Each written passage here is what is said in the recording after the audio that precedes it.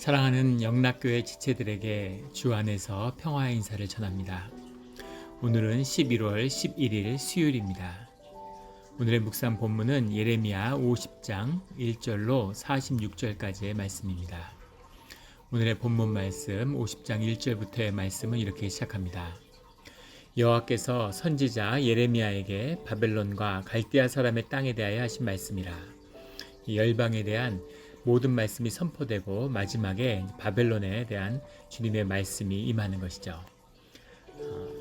우리가 여기서 바벨론이라고 지칭하는 이 바벨론은 예루살렘을 멸망시킨 바벨론은 역사상 이제 신바벨론이라고 부르는 새로운 바벨론이죠.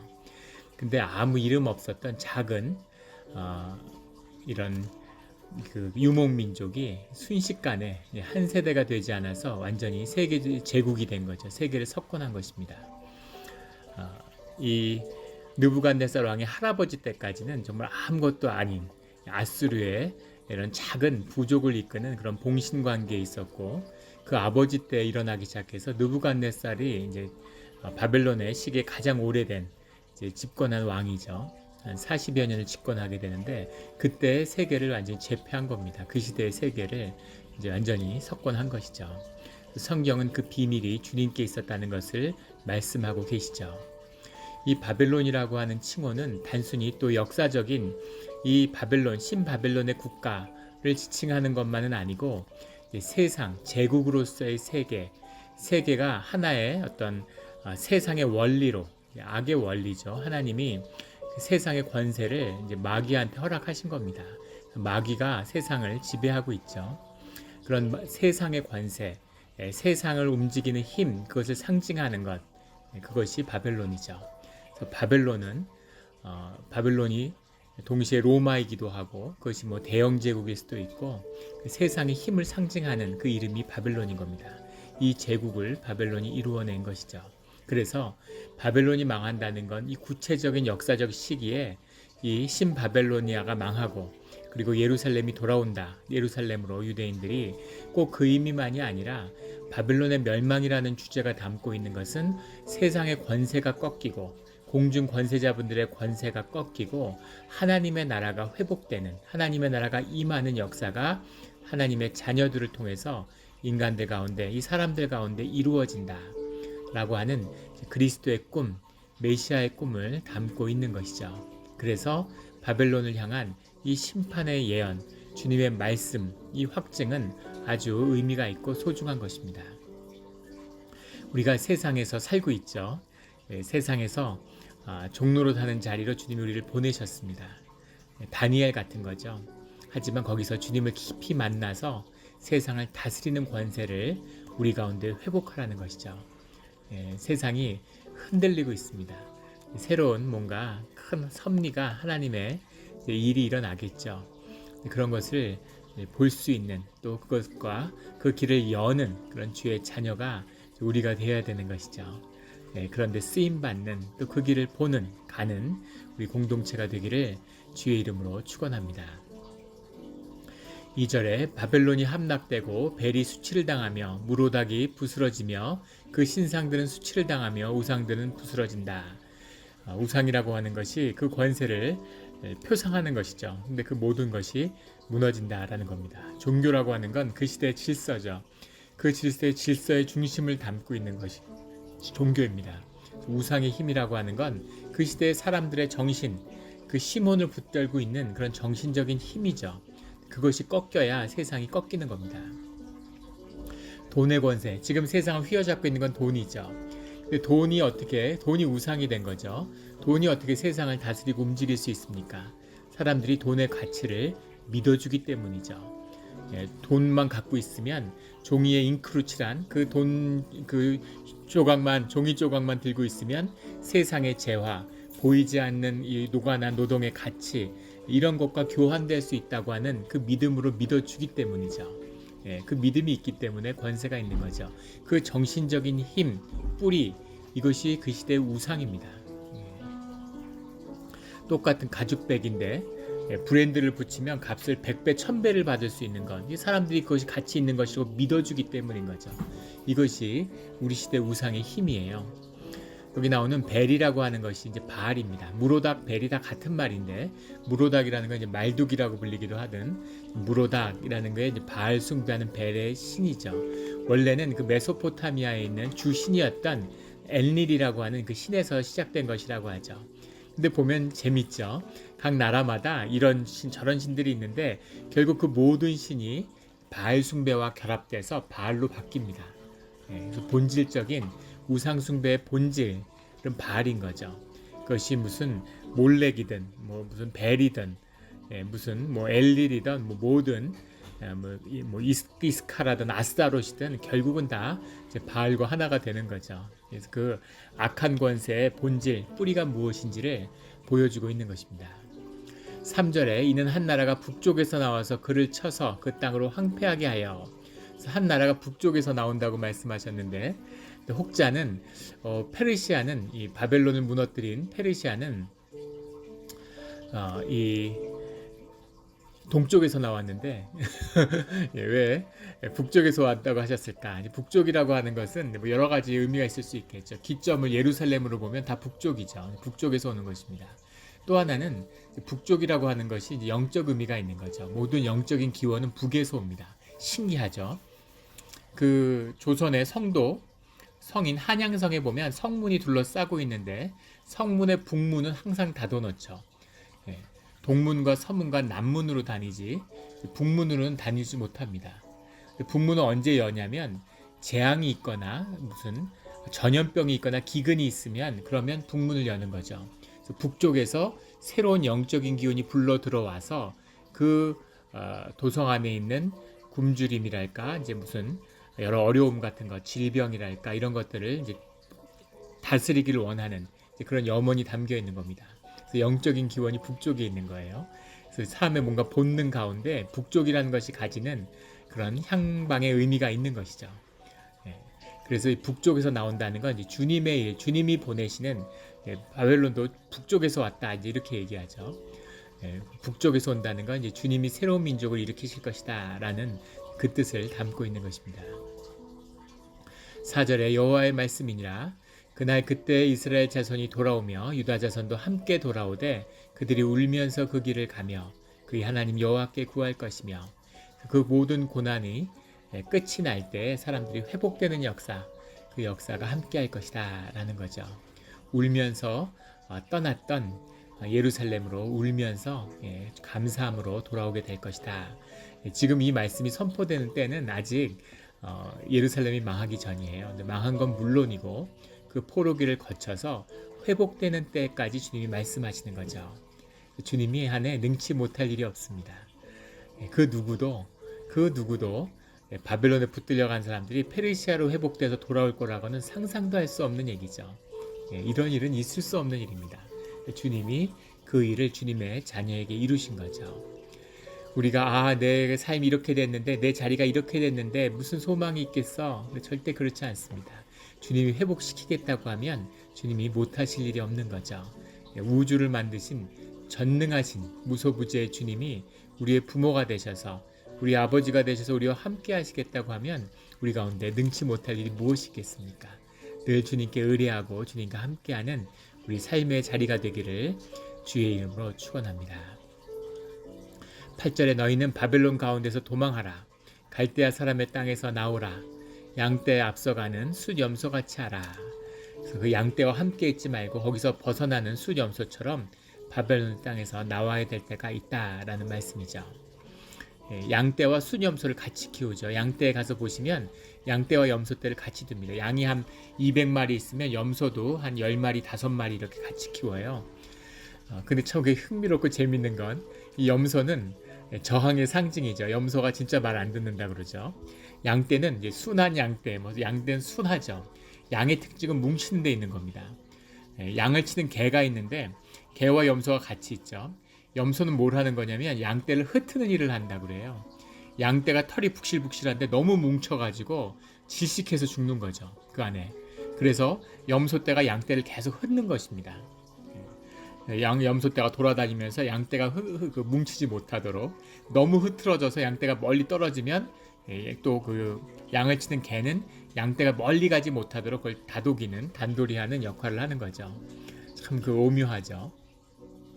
그래서 이 염소가 있으면 염소가 공동체를 해치는 것처럼 보이지만 그렇지 않습니다. 예, 공동체를 깨어나게 하고 공동체가 더 단합하게 하는 나름의 역할을 하는 거죠. 이것이 마귀의 역사입니다. 주님이 마귀의 역사를 허락하시는 이유가 있죠. 예, 우리 군대 가면 군대 갔다 오신 분들을 군대에서 훈련소에서 다 악마 조교가 있죠. 빨간 모자를 쓰고 정말 저게 인간인가 싶을 정도로 사람의 그 훈련병들을 막 가혹하게 이제 굴리는 거죠. 그런데 그 사람이 뭐 악마가 아니라 악마적인 면이 있죠. 인간 안에는 그런 악에 있으니까. 근데 그 악의 역할이, 그 악마적의 역할이 병사들을 더 굳건하게, 아주 굳건한 강인한 그런 병사로 키워내는 그 역할을 하는 거죠. 숫염소의 역할이 있고 세상에 마귀의 역할이 있고 바벨론의 역할이 있는 것이죠. 그런데 바벨론이 그 역할을 다한 다음엔 바벨론도 그 죄에 대한 징계를 받는다는 겁니다.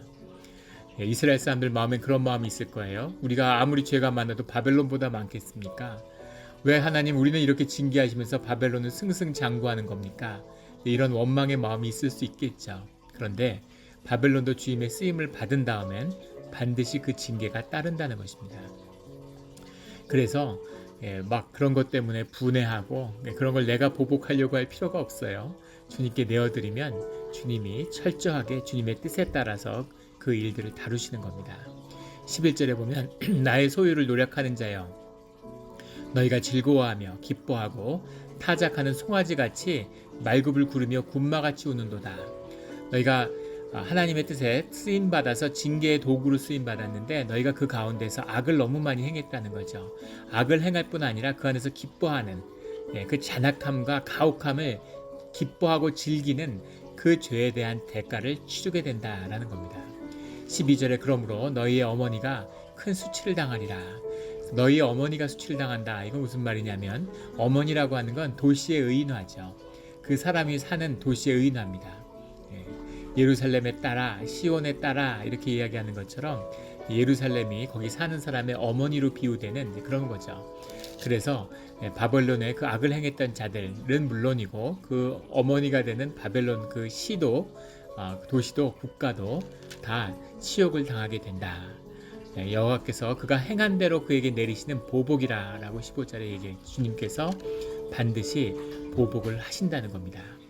그 보복을 이루신 뒤에 20절에 가면 여호와의 말씀이니라. 그날 그때에는 이스라엘의 죄악을 찾을지라도 없겠고 유다의 죄를 찾을지라도 찾아내지 못하리니 이는 내가 남긴 자를 용서할 것임이라.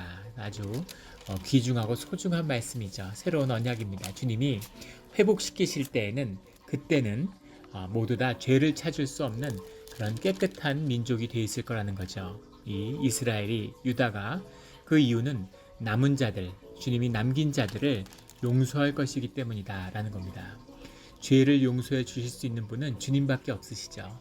주님이 죄를 용서해 주실 수 있는데 그 죄의 대가를 치름으로 주님이 주님의 때에 용서를 해주신다는 겁니다. 죄의 대가를 다 치러서 죄를 씻을 수 있는 사람은 없죠. 그러면 그냥 죽고 끝나는 겁니다. 그런데 주님이 그 생명을 소중하게 여기셔서 주님의 긍휼과 자비로 용서의 말씀을 이루신다는 거죠. 이것이 은혜의 주님입니다. 이 주님을 만나지 못하면 예수 그리스도의 십자가를 만나지 못한 자는 결국은 자신의 죄의식의 굴레에 살 수밖에 없어요. 자기 죄의식의 굴레에 사는 참전 용사들, 전쟁에 참석했던 그런 군인들의 이야기를 들어보면 그런 얘기를 합니다. 전쟁이고 국가를 위해서 온갖 명예와 또 국가의 어떤 당위와 소명으로서 이제 전쟁을 하고 적군을 죽이는 거죠. 적군을 많이 죽이면 이제 훈장도 받습니다. 그런데 그 후유증이 심각한 거죠. 미국도 참전 용사들 때문에 굉장한 어려움을 겪고 있죠. 그분들이 사람을 죽이고 명예가 있고 훈장을 받아도 사람을 죽인 것에 대한 반드시 그 데미지가 영적으로 있게 돼 있습니다. 반드시 그 영이 상하게 돼 있어요. 그것을 이제 국가의 이름으로 맡겼기 때문에 국가가 그것을 높이 평가하지만 그 개인이 그 굴레를 걸머지는 것이죠. 그래서 막 그 깊은 심령의 상처 때문에 있는 그 고통 가운데 오랜 시간 힘든 시간을 갖게 되는 겁니다. 그것에서 벗어날 수 있는 길, 그 길은 주님밖에 없는 것이죠. 예전에 제가 섬겼던 교회에 장로님이 계셨는데 정신병원 국립 그 정신병원의 의료원에 원장을 하셨어요. 그 장로님이 이제 주님을 영접하게 된 간증을 나눴던 기억이 납니다. 뭐라고 말씀하시냐면 그 젊은 시절에 그 정신의학을 배워서 공부를 하는데 너무너무 재밌고 인간의 정신을 파헤치는 게 그렇게 재밌었다는 거죠. 근데 붉은색을 좋아하는 사람이 있는데 붉은색을 무서워하는 사람이 있는데 붉은 색깔을 보면 공포에 떤다는 거예요. 그 사람과 오랜 시간 상담을 통해서 그 사람도 잊어버리는 기억하지 못하는 깊은 무의식 가운데 어린 시절에 아버지 어머니가 싸우는데 아버지가 어머니를 밀쳐서 어머니가 벽에 머리를 깨서 피가 흘렀는데 그 피를 볼 때 어릴 때 그 심령의 두려움 그게 이제 들어온 거죠. 그래서 그게 묶여 있는데 기억을 못 하는 거예요. 근데 무의식 안에 있는 것을 끌어낸 거죠. 근데 그걸 보고 정말 전율했는데 문제는 거기까지였다는 거죠. 그래서 그걸 알았는데 뭐 어쩌겠습니까? 그 기억을 없앨 수가 있나요? 그 아픔을 없앨 수가 있나요? 그 고통을 없앨 수가 있나요? 그런데 그것을 다룰 수 있는 그 인간의 심연의 상한 심원을 다룰 수 있는 그것은 예수님의 십자가밖에 없다라는 것을 이분이 만나게 되면서 크리스찬이 되었다라는 그런 고백을 들었습니다. 바로 그것이죠. 우리가 죄 가운데 살고 있습니다. 늘 죄를 져요. 주님이 음행을 품으면 그 지옥에 간다. 음행을 품게 하면 눈을 뽑아라 이렇게 얘기하는데 음행을 품지 않는 그런 육신이 어디 있겠습니까? 너희 겉옷을 내주면 속옷을 내줘라. 오리를 가면 심리를 가져라. 그러는데 욕심이 없는 그런 육신을 가진 사람이 어디 있겠습니까? 원수를 사랑하라. 오른뺨을 맞으면 왼뺨을 내줘라. 그러는데 분노가 없는 그런 육신을 가진 심령이 어디 있겠습니까? 누구나 죄 속에 살고 있는 것이죠. 그럼에도 불구하고 그 죄의 굴레, 죄책감의 굴레에서 벗어날 수 있는 유일한 길은 주님의 십자가밖에 없는 것입니다. 주님의 십자가를 만난 우리 모두가 되기를 주의 이름으로 축원합니다. 21절에 가면 이는 여호와의 말씀이니라 너희는 올라가서 무라다임의 땅을 치며 부곳의 주민을 쳐서 진멸하되 무라다임의 땅과 부곳의 주민이 뭘까 이런 건데 무라다임이라고 하는 게 이제 메라타임이라는 말인데 이것을 이제 고유명사로 보는 것입니다. 고유명사로 보면 이것이 그 마라티라고 하는 남부 바벨론의 지역을 의미하는 것이다 이렇게 이해하는 거죠. 그래서 그 남부 바벨론에 있는 고유명사인 그 메라타임 마라티라는 땅을 쳐라라는 그런 말씀으로 이해하는 거고 이걸 이제 보통 명사로 받아들이면 이 마라타임이라는 말에 들어있는 마라라고 하는 이 동사가 불순종과 반역을 의미하기 때문에 반역의 땅을 쳐라라고 해서 그냥 바벨론을 치라고 하는 반역의 땅이기 때문에 주님을 거역하는 땅이기 때문에 그 땅을 쳐라 이렇게 이해하는 거죠. 뒤도 마찬가지입니다. 부곳이라고 하는 것도 이제 페카드라고 하는 말인데 페카드라는 페코드죠 원문은. 근데 페카드라는 말에서 온 것인데 이것을 고유명사를 보면 동부 바벨론에 푸크드라고 하는 족속이 있다고 그래요. 푸크드족이 사실은 그 기원이죠. 푸크드족을 쳐야 된다라고 하는 고유명사로 받을 수도 있고 또 이 파카드라고 하는 말에는 심판과 처벌의 뜻이 들어있습니다. 그래서 그 심판의 백성, 처벌의 백성, 벌받아야 할 백성들을 쳐서 진멸해라 라고 하는 그런 보통 명사로 받을 수도 있죠. 두 개 다 뜻이 통하는데 후자의 보통 명사의 의미로 보는 것이 더 맞지 않을까 이렇게 생각됩니다. 25절에 여호와께서 그의 병기창을 열고 분노의 무기를 꺼내면 주 만군의 여호와께서 갈대아 사람의 땅에 행할 일이 있습니다. 이것이 페르시아의 고레스를 의미하는 것이다. 이렇게들 보통 이제 주석을 하는데 맞죠, 역사적으로는. 그런데 주님이 병기창을 열고 분노의 무기를 꺼낸다라는 것은 그 징계의 분노가 주님 안에 있다고 하는 것입니다.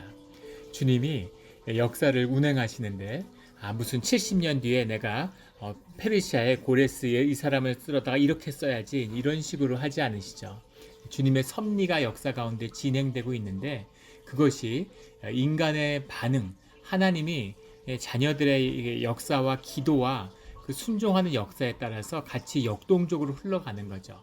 물론 주님이 이루어 가시는 섭리의 큰 뜻이 먼저 있지만 이 세월이 70년이라고 그래도 이것이 40년이 될 수도 있고 70년이 될 수도 있고 우리의 인간의 역사에서는 400년이 될 수도 있고 700년이 될 수도 있는 것이죠. 예, 그래서 이런 구체적인 역사의 의미 그런 것보다는 하나님의 큰 섭리의 뜻으로 보는 것이 더 맞습니다. 왜냐하면 이것은 영적인 역사이기 때문이죠. 바벨론은 신바벨로니아이기도 하지만 동시에 또 세상을 징계하시는 하나님의 역사에 세상을 상징하는 것이라는 걸 나누었죠. 그런 뜻에서 바라보시는 것이 더 맞다고 그렇게 생각이 됩니다. 28절에 시온에서 우리 하나님 여호와가 보복하시는 것, 그의 성전에 보복하시는 것을 선포하는 소리로다. 주님이 이 예루살렘이 당한 원통함과 원한도 주님이 갚아주신다라는 거죠.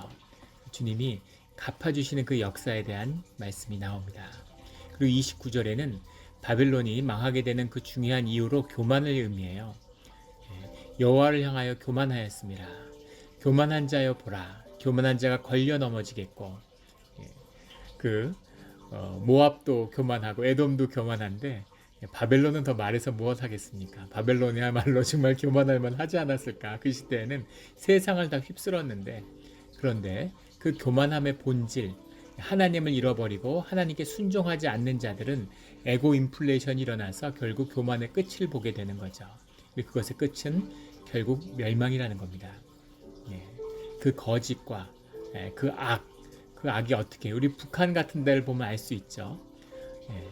예전에 무슨 그 스탈린 같은 히틀러 같은 사람이 세상에서 조금만 성공을 거두고 승승장구하면 어떻게 교만해지고 어떻게 오만해지는지 어떻게 미쳐가는지 그것을 우리가 보는 역사적인 증거들이죠. 바벨론도 그 예외가 아니었다는 겁니다.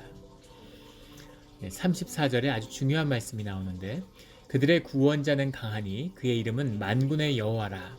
반드시 그들 때문에 싸우시리라 라는 말씀입니다. 구원자라는 말이 이제 영어로 하면 리디머죠. 리디머인데 이것이 히브리어로는 가알이에요. 우리 가알람이죠. 가알람인데 이게 이제 가알이라는 말인데 우리가 아는 고엘 제도, 친척이 갚아주고 친척이 물어주는 고엘 제도가 바로 이 가알에서 나온 겁니다. 친척이 구원자가 되주는 거죠. 땅도 사주고 또 무슨 가족이 죽으면 가족도 부양해주고 그것이 이제 고엘 제도의 본질이죠. 왜냐하면 영적으로 하나이기 때문에 가족으로 부름받았기 때문에 가족으로 서로 도와주고 갚아주는 가족이 되어주는 거죠. 이것이 가알 고엘의 본 뜻입니다. 그런데 주님이 너희에게 고엘이 되어주셨다, 가알이 되어주셨다라는 거죠. 굉장히 놀라운 말씀이죠. 형제가 있으면 동생이 가서 맞고 들어오면은 형이 가가지고 그걸 이제 복수를 해주는 거죠. 또 형이 있으면 동생을 이제 건드리지도 못하죠. 이제 그런 것 가족이 있기 때문에 그런데 주님이 아버지가 되고 주님이 가족이 되어 주신다는 거예요. 주님이 갚아 주신다는 거. 너희가 나가서 맞고 들어왔니? 내가 가서 때려줄게 이런 거죠. 주님이 너희가 살 길이 막막하구나. 내 걱정하지 마. 내가 책임져 줄게. 자식을 두고 떠나는 부모에게 걱정하지 마. 내가 부모인데 너희 자식을 내가 책임져 줄게. 이것이 주님이 고엘이 되어 주시겠다. 리디머가 되어 주시겠다라는 말씀입니다. 주님을 가족으로 든 주님을 한 가족으로 든 사람은 어떤 사람이겠어요? 바로 우리입니다. 주님을 아버지라고 부르는 주님과 같은 형제와 가족이 된 주님 안에 서로를 형제 자매라고 부르는 이 위대한 교회의 비밀이죠. 그리스도의 비밀입니다. 이것을 가슴에 품은 자는 이것이 자신의 존재의 진실이 된 자들은 세상에 두려울 것이 없는 거죠. 세상에 뭘 두려워하며 세상에 무슨 일을 겁내겠습니까? 아무것도 두려워할 것이 없는 것이죠. 교회가 지금 8개월을 모이지 못하고 있습니다. 아마 역사 이래 이런 일이 있었을까 싶어요. 참 놀라운 일이죠. 주님이 허락하신 것이라고 믿고 주님의 뜻을 구하는 것이죠. 그런데 많은 분들이 걱정하고 또 많은 분들이 염려합니다. 그리고 그 교회를 어떻게 유지할 거에 대한 많은 아이디어들을 주세요. 근데 그 말씀을 들어보면서 참 교회에 대한 애정이 깊구나, 교회를 소중하게 생각하시는구나 하는 그런 마음이 뜨거워지는 부분이 있습니다. 그런데 우리가 염려하거나 걱정할 것이 없죠. 아무것도 두려워할 것이 없습니다. 교회는 주님의 것이고 주님의 몸된 것이기 때문이죠. 주님과 한 몸이 되었는데 주님과 한 몸인 교회가 무슨 문제가 있겠습니까? 아무 문제 없습니다. 아무 어려움이 있을 것이 없는 것이죠. 고난이 있고 연단이 있지만 그것을 통해서 믿음과 우리 신앙이 더 성장하는 그 길만이 있을 뿐입니다. 두려움이 없는 주님의 믿음 가운데 가을이 되시는, 고엘이 되시는 우리 주님을 만나는 우리 모두가 되기를 주의 이름으로 축원합니다. 35절부터는 그 하나님의 징계가 칼로 나오죠. 칼이 떨어지리라 라는 말이 4번의 연속 반복돼서 나옵니다. 여기서 아주 재밌는 그 본문은 38절이에요. 가뭄이 물 위에 내리어 라는 표현입니다. 이 칼이라고 하는 건 헤레브라는 말이고 가뭄은 호레브입니다. 근데 사실은 이 두 단어는 같은 단어예요. 칼이 5번 떨어졌다고 해석해도 아무 상관없습니다. 이 히브리어의 특징인데 히브리어는 원래 히브리 바이블에 보면 원래 원전에는 자음만 기록되어 있습니다. 유대인들은 이가 하나님의 말씀을 너무 소중히 여기기 때문에 하나님의 말씀을 함부로 읽으면 생명을 앗아간다. 말씀이 주님의 임재니까 주님의 임재가 우리의 신앙과 우리의 믿음과 우리의 그 영인 소리의 고백과 만났을 때 하나님의 역사가 일어나기 때문에 함부로 망령되의 성경을 읽으면 말씀을 대하면 죽는다고 봤죠. 그래서 말씀을 못 읽게 모음을 다 빼놓고 자음만으로 기록한 겁니다. 그래서 말씀을 누가 읽냐면 랍비들이 거기다가 모음을 넣어서 해석하는 거예요. 그렇게 말씀을 읽어주는 겁니다. 회당에서. 그런데 하레브나 호레브나 똑같은 자음이죠. 그래서 사실은 같은 단어예요. 그런데 38절을 호레브로 볼 수도 있고 헤레브로 볼 수 있다는 겁니다. 그런데 호레브로 보면은 기가 막힌 비유가 나오는 거죠. 가뭄이 내렸다라는 말인데 바벨론은 성체 도시인데 수로를 끌어다가 해자를 쌓은 거죠. 이렇게 이 터널 수중 물 터널을 쌓아서 해자로 이 성벽을 둘렀기 때문에 해자로 성벽을 두르면 난공불락입니다. 어떻게 그 성을 건너겠어요? 보통은 무슨 사다리나 뭐 이런 것들을 가져다가 성에 붙이고 올라가야 되는 거잖아요. 아니면 뭐 성벽을 쌓아서 회벽을 쌓아서 성벽에 붙이거나 이렇게 해야 되는데 해자가 있으니까 그걸 어떻게 붙일 수가 없고 접근할 수가 없는 거죠. 그리고 뭐 배를 띄우려고 그러면 그 배라는 것이 사람이 타면 집중적인 이제 표적이 되니까 난공불락이죠. 그래서 바벨론 성은 멸망할 수 없다라는 확신이 있었던 겁니다. 과공한 지금 유적에 보면 상상을 초월하는 그런 제국의 수도를 만든 거죠. 근데 이 페르시아에게 망할 때 보면 참 극적이었던 게 그 안에서 파티를 할 때 군대가 쳐들어왔는데 그런데 가뭄이 들어서 물이 마른 거죠. 그리고 한 번도 성벽 수비하고 이런 걸 해본 적이 없으니까 너무 어이없이 난공불락의 요새가 하룻밤 만에 점령되어 버리는 그런 일들이 일어났죠. 가뭄이 물 위에 내려라는 것도 기가 막힌 그런 비유가 들어있는 겁니다. 이렇게 해석할 수도 있고 저렇게 해석할 수 있지만 뜻이 다 통하죠. 아마 이 가뭄이 물 위에 내리라는 게 훨씬 더 영적으로 깊은 은유가 있기 때문에 이 해석을 취한 것 같아요. 이래서 히브리 성경이라는 건 참 깊이가 있고 참 재미있습니다. 하나님의 뭐 말씀이니까 더 말할 것도 없지만 문학적으로도 의미가 있는 것이죠. 44절에 택한 자를 내가 그 자리에 세우리니 나와 같은 자 누구며 출두하라고 나에게 명령할 자가 누구며 내 앞에 설 목자가 누구냐. 주님의 역사하심이 있는데 누가 나를 출두하라고 하겠느냐. 주권자이시고 주님이신 주님 앞에 그 누구도 주님의 모든 섭리의 주인이시죠. 그래서 주님을 만나고 주님 안에서 답을 얻어야 되는 거죠. 주님이 옳다고 하시는 것이 옳은 것이고 주님이 좋은 거라고 하시는 것이 좋은 겁니다. 제가 가끔 이제 그런 큰 슬픔을 겪은 분들한테 가족을 잃고 이런 분들한테 그런 위로의 말씀을 드려요. 우리가 아팠다가 병이 나으면 주님의 은혜를 받았다고 구원을 받았다고 기뻐하지만 나중에 천국에 가서는 주님 저를 왜 살리셨냐고 그때 데려가셨어야지 왜 나를 고치셔서 더 땅에 살게 하셨냐고 그렇게 원망하는 마음이 날 수도 있지 않겠느냐고. 그래서 우리는 뭐 여기서 땅에서 무슨 이러면 좋고 뭐 오래 살면 좋고 일찍 죽으면 억울하고 뭐 무슨 부자가 되면 좋고 가난하면 억울하고 뭐 이렇게 이런저런 가치를 땅의 가치를 붙이지만 그 모든 것이 무엇이 정말 좋은 것이었는지 무엇이 정말 귀한 것이었는지를 정하는 것은 주님이시죠. 그래서 주님 앞에 서야 되고 주님과 함께해야 하는 그것이 우리 자녀의 신앙의 비밀이죠. 그 비밀이 풀어지는 삶이 축복이 되고 선물이 되는 우리 영락 공동체와 우리 성도님의 삶의 자리가 되기를 예수 그리스도 이름으로 축원합니다. 아멘.